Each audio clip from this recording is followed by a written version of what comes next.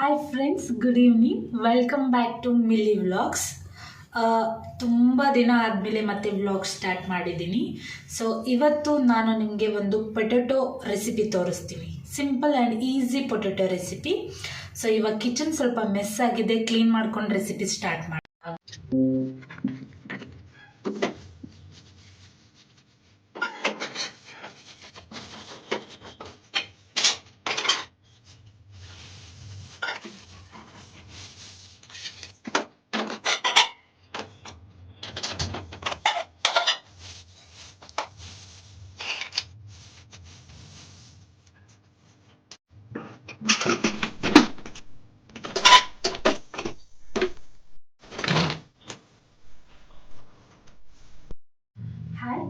Rice and sambar ready ಆಗ್ತಿದೆ. ಇವಾಗ ನಾನು ಈ 2 ಆಲೂಗಡ್ಡೆ ತೊಗೊಂಡಿದ್ದೀನಿ, ಜಸ್ಟ್ 2 ಆಲೂಗಡ್ಡೆ ಅಷ್ಟೇ. ಇದನ್ನು ಕ್ಲೀನಾಗಿ ತೊಳೆದು ಇಟ್ಕೊಂಡಿದ್ದೀನಿ. ಈಗ ಇದನ್ನು ಕಟ್ ಮಾಡ್ಕೋಬೇಕು. ನಾನು ಯಾವ ಥರ ಕಟ್ ಮಾಡ್ಕೋಬೇಕು ಅಂತ ನಿಮಗೆ ತೋರಿಸ್ತೀನಿ. 2 ಆಲೂಗಡ್ಡೆಲಿ ಈಸಿಯಾಗಿ ರೆಸಿಪಿ ಮಾಡ್ಬೋದು.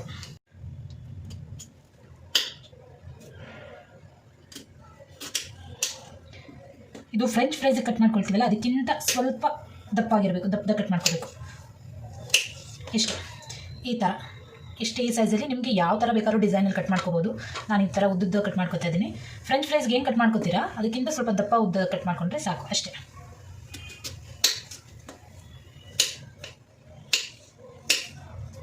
ಸೊ ಹೀಗೆ ಇದೆಲ್ಲನೂ ಕಟ್ ಮಾಡ್ಕೊಳ್ತೀನಿ. ಸೇಮ್ ಇದೇ ಥರ ನಿಮಗೆ ಯಾವ ಥರ ಬೇಕಾದ್ರೂ ಕಟ್ ಮಾಡ್ಕೋಬೋದು, ಕ್ಯೂಬ್ಸಾಗಾದರೂ ಕಟ್ ಮಾಡ್ಕೋಬೋದು. ನಾನು ಈ ಥರ ಕಟ್ ಮಾಡ್ಕೊಂಡಿದ್ದೀನಿ.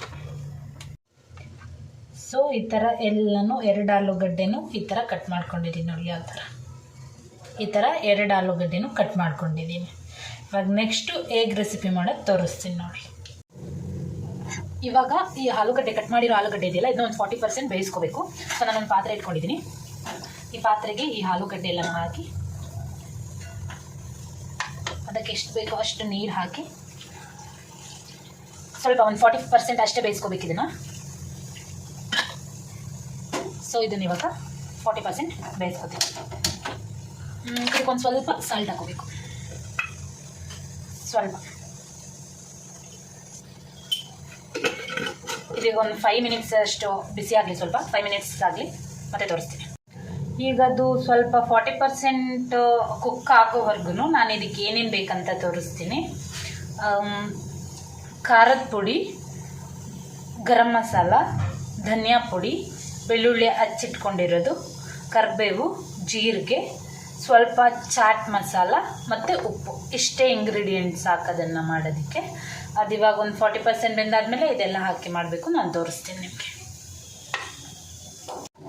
ನೋಡಿ. ಇವಾಗ ಇದು ಕುದೀತಾ ಇದೆ. ಒಂದು 40% ಒಂದು 5 ಮಿನಿಟ್ಸ್ ಇದು ಬಿಸಿ ಆಗಿದೆ, ಕುಕ್ ಆಗಿದೆ. ಇದು ಇವಾಗ ಆಫ್ ಮಾಡಿಕೊಂಡು ಆ ನೀರೆಲ್ಲ ತಗೊಳ್ಳೋಣ, ಸೋಸ್ಕೊಳ್ಳೋಣ ಅದನ್ನು.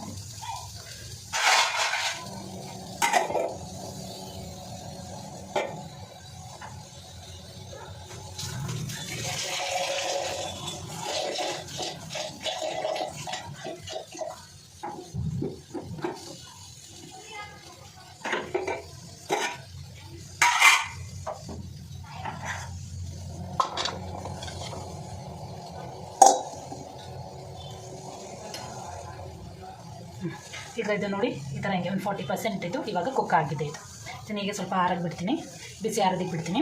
ಇವಾಗ ನಾನು ಒಗ್ಗರಣೆಗೆ ರೆಡಿ ಮಾಡ್ಕೊಳ್ತೀನಿ. ಇವಾಗ ಇಲ್ಲೊಂದು ಬಾಣಲೆ ಇಟ್ಕೊಂಡಿದ್ದೀನಿ.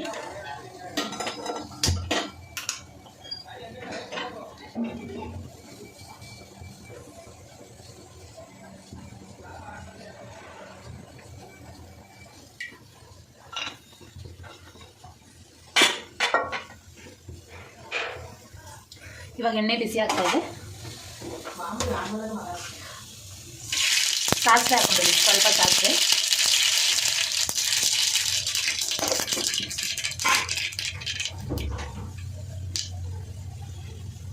ಸ್ವಲ್ಪ ಜೀರಿಗೆ, ಸ್ವಲ್ಪ ಬೆಳ್ಳುಳ್ಳಿ, ಕಟ್ ಮಾಡಿ ಇಟ್ಟಿರೋ ಬೆಳ್ಳುಳ್ಳಿ ಸ್ವಲ್ಪ. ಇದನ್ನು ಸ್ವಲ್ಪ ಮಿಕ್ಸ್ ಮಾಡ್ಕೊಳ್ಳೋಣ. ಬೆಳ್ಳುಳ್ಳಿ ಎಣ್ಣೆ ಕ್ಲೀನಾಗಿ ಚೆನ್ನಾಗಿ ಫ್ರೈ ಆದರೆ ಚೆನ್ನಾಗಿ ಟೇಸ್ಟ್ ಬರುತ್ತೆ. ಸೊ ಇಷ್ಟು ಬೆಳ್ಳುಳ್ಳಿ ಈ ಥರ ಹಿಂಗೆ ಬ್ರೌನ್ ಆಗಿದೆ, ಎಣ್ಣೆ ಬಿಸಿ ಆಗಿದೆ ಚೆನ್ನಾಗಿ, ಅದಕ್ಕೆ ಬೆಳ್ಳುಳ್ಳಿ ಬೇಗ ಬ್ರೌನ್ ಆಯಿತು ನೋಡಿ.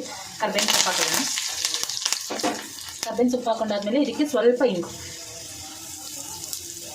ಹಿಂಗೆ ಹಾಕ್ಕೊಂಡಿದ್ದೀನಿ. ಇವಾಗ ಈ ಬಿಸಿ ಮಾಡಿಟ್ಟಿರೋ ಆಲೂಗಡ್ಡೆನ ಇದಕ್ಕೆ ಹಾಕೋಬೇಕು.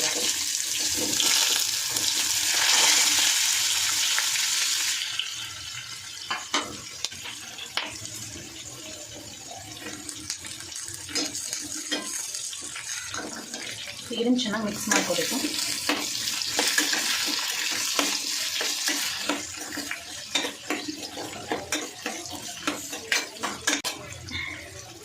ಸ್ವಲ್ಪ ಪೂರಿ ಜಾಸ್ತಿ ಹಾಕೊಳ್ತೀನಿ, ಮೀಡಿಯಮ್ ಫ್ಲೇಮಲ್ಲಿ ಇರಲಿ. ಈಗ ಇದಕ್ಕೆ ಸ್ವಲ್ಪ ಸಾಲ್ಟ್ ಹಾಕೊಳ್ತೀನಿ. ಆಲ್ರೆಡಿ ನಾವು ಮುಂಚೆನೇ ಆಲೂಗಡ್ಡೆಗೆ ಸ್ವಲ್ಪ ಸಾಲ್ಟ್ ಹಾಕಿ ಕುಕ್ ಮಾಡ್ಕೊಂಡಿದ್ದೆ. ಇವಾಗ ಇನ್ನೊಂದು ಸ್ವಲ್ಪ ಈ ಮಸಾಲೆಗೆ ಆಗೋಷ್ಟು ಸಾಲ್ಟ್ ಹಾಕೋತಾರೆ. ಸ್ವಲ್ಪ ನೋಡಿ ಹಾಕೊಳ್ಳಿ, ನಂಗೆ ಅಳತೆ ಗೊತ್ತಾಗಲ್ಲ.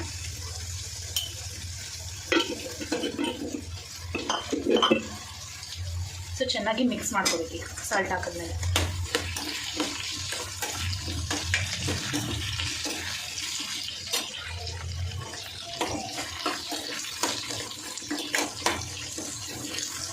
ಅವಾಗಲೇ 40% ಅಷ್ಟೇ ಕುಕ್ ಆಗಿತ್ತು. ಇದು ಇವಾಗ 90% ಅಲ್ಲ 100% ಈ ಆಯಿಲಲ್ಲೇ ಕುಕ್ ಆಗಬೇಕು.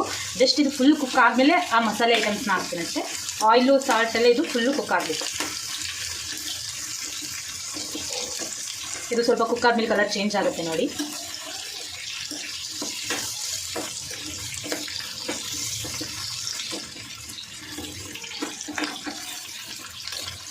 ಆಲೂಗಡ್ಡೆ ಹಾಗೆ ಸ್ವಲ್ಪ ಜಾಸ್ತಿ ಹೈ ಫ್ಲೇಮಲ್ಲಿ ಇಟ್ಟು ಬಿಸಿ ಮಾಡ್ತಾ ಇದ್ದರೆ ತಳ ಹೊತ್ತುತ್ತೆ. ಅದಕ್ಕೆ ಹಿಂಗೆ ಮಿಕ್ಸ್ ಮಾಡ್ಕೊತಾ ಇರಬೇಕು. ಲೋ ಫ್ಲೇಮಲ್ಲಿ ಇಟ್ಟು ನಿಧಾನಕ್ಕೆ ಮಾಡ್ತೀವಿ ಅಂದರೆ ಈ ಥರ ಏನು ಮಿಕ್ಸ್ ಮಾಡೋದು ಬೇಡ. ಜಸ್ಟ್ ಒಂದು ಸ್ವಲ್ಪ ಹೊತ್ತು ಮುಚ್ಚಳ ಮುಚ್ಚಿಟ್ರೆ ಸಾಕೋದೆ ಕುಕ್ ಆಗುತ್ತೆ.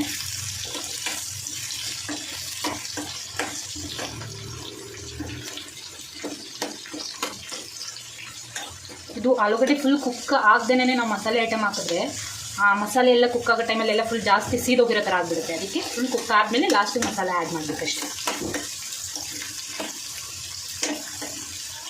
ಇವಾಗ ಬೆಳ್ಳುಳ್ಳಿ ಹಾಕಿದ್ದೀವಲ್ಲ ಕಟ್ ಮಾಡಿ, ಅದ್ರದ್ದು ಘಮ ತುಂಬ ಚೆನ್ನಾಗಿ ಬರ್ತಾಯಿದೆ.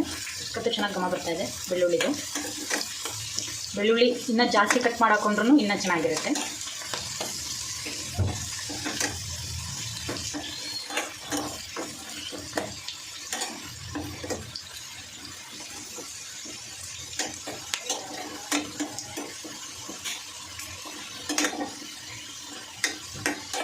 ಇನ್ಮೇಲೆ ಡೈಲಿ ಒಂದೊಂದು ರೆಸಿಪೀಸ್ ಅಪ್ಲೋಡ್ ಮಾಡ್ತಾ ಇರ್ತೀನಿ. ಮಿಸ್ ಮಾಡಿದೆ ನೋಡಿ. ಏನು ಸ್ಪೆಷಲ್ ರೆಸಿಪೀಸ್ ಎಲ್ಲ ಅಪ್ಲೋಡ್ ಮಾಡಲ್ಲ. ನಾನು ಏನು ಮಾಡ್ತೀನಿ ಅದನ್ನು ಅಪ್ಲೋಡ್ ಮಾಡ್ತೀನಿ, ಡೈಲಿ ನೋಡಿ.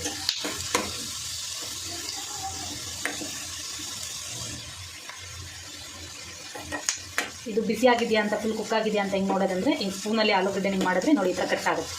ಈಗ ಇದು ಆಲೂಗಡ್ಡೆ ಕಟ್ ಆಗ್ತಿದೆ ಅಂದರೆ ಇದು 90% ಕುಕ್ ಆಗಿದೆ ಅಂತ. ಸೊ ಇವಾಗ ಇದಕ್ಕೆ ನಾವು ಮಸಾಲೆಗಳನ್ನ ಹಾಕೊಳ್ಳೋಣ. ಗರಂ ಮಸಾಲ ಫಸ್ಟ್ ಹಾಕೊಳ್ತಾ ಇದ್ದೀನಿ.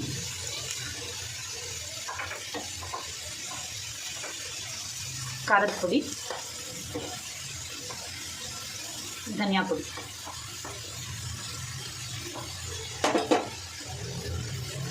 ಇದಿಷ್ಟನ್ನು ಹಾಕೊಂಡು ಮಿಕ್ಸ್ ಮಾಡ್ಕೊಳ್ತೀನಿ. ಒಂದ್ಸಲ ಮಿಕ್ಸ್ ಮಾಡ್ಕೊಂಡು ನೋಡಿ ಮತ್ತೆ ಹಾಕೊಳ್ತೀನಿ.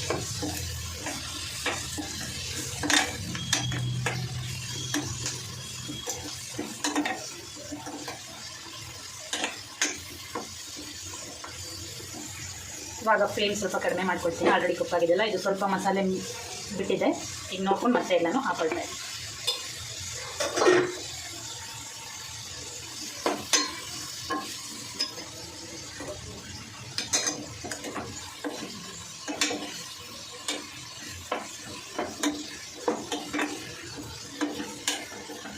ಇದಷ್ಟೇನಾ? ಈ ಮಸಾಲೆ ಇದಕ್ಕೆ ಸ್ವಲ್ಪ ಹಿಡಿಬೇಕು.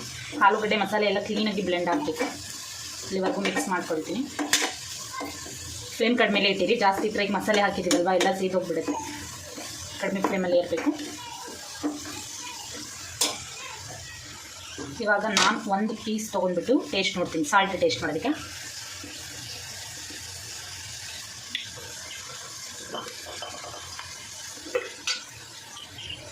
ಸಾಲ್ಟು ಲೈಟಾಗಿ ಕಡಿಮೆ ಆಗಿದೆ. ಇವಾಗ ಇದಕ್ಕೆ ಸ್ವಲ್ಪ ಸಾಲ್ಟ್ ಹಾಕ್ತೀನಿ, ಇನ್ನೊಂದು ಸ್ವಲ್ಪ.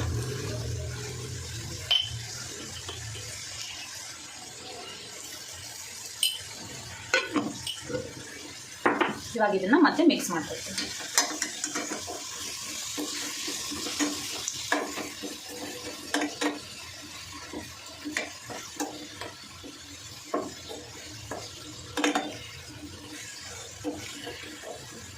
ಸಖತ್ತಾಗಿ ಬರ್ತಾ ಇದೆ. ಕ್ಲೀನಾಗಿ ಇದನ್ನು ಮಿಕ್ಸ್ ಮಾಡಿಕೊಂಡು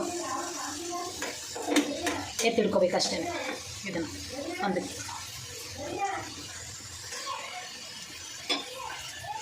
ನೋಡಿ ಇವಾಗ ಇದು 5 ಮಿನಿಟ್ಸ್ ನಂಗೆ ಮಸಾಲೆ ಕುಕ್ ಆಗಿದೆ, ಇದಕ್ಕೆ ಮಿಕ್ಸ್ ಆಗಿದೆ. ಸೊ ಇಷ್ಟೇ. ಈಗ ಸ್ಟವ್ನ ಆಫ್ ಮಾಡ್ಕೊತಾ ಇದ್ದೀನಿ. ಸ್ಟವ್ನ ಆಫ್ ಮಾಡ್ಕೊಂಡ್ಬಿಟ್ಟು ಇವಾಗ ಚಾಟ್ ಮಸಾಲ ಆ್ಯಡ್ ಮಾಡ್ತೀನಿ. ಸ್ವಲ್ಪ ಮೇಲೆ ಲೈಟ್ ಟೇಸ್ಟ್ಗೋಸ್ಕರ ಸ್ವಲ್ಪ ಚಾಟ್ ಮಸಾಲ. ಸ್ಟವ್ ಆಫ್ ಮಾಡಿಕೊಂಡು ಲಾಸ್ಟಿಗೆ ಚಾಟ್ ಮಸಾಲ ಹಾಕ್ತಾಯಿದ್ದೀನಿ.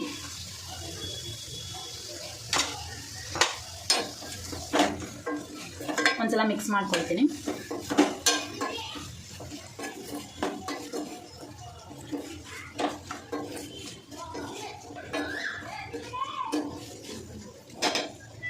ಲಾಸ್ಟಿಗೆ ಇನ್ನೊಂದು ಸ್ವಲ್ಪ ಚಾಟ್ ಮಸಾಲ ಹಾಕ್ತಾಯಿದ್ದೀನಿ.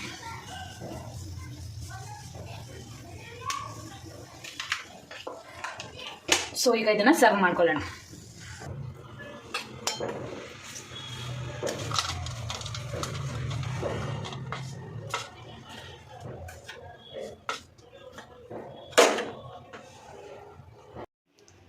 ಇವಾಗ ಫೈನಲಾಗಿ ಆಲೂ ಫ್ರೈ ರೆಡಿಯಾಗಿದೆ.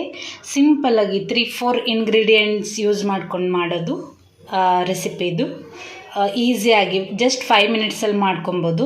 ಏನಾದರೂ ಬೇಳೆ ಸಾರು ರೈಸ್ ಅಷ್ಟೇ ಇದ್ದಾಗ ಜೊತೆಗೆ ನೆಂಚ್ಕೊಳ್ಳೋದಕ್ಕೆ ಈ ರೆಸಿಪಿ ಮಾಡ್ಕೋಬೋದು. ಸೊ ಇವತ್ತಿಗೆ ರೆಸಿಪಿ ಇಷ್ಟೇ. ಮತ್ತು ನಾಳೆ ಮತ್ತೆ ಬೇರೆ ರೆಸಿಪಿಯೊಂದಿಗೆ ಬರ್ತೀನಿ. Thank you.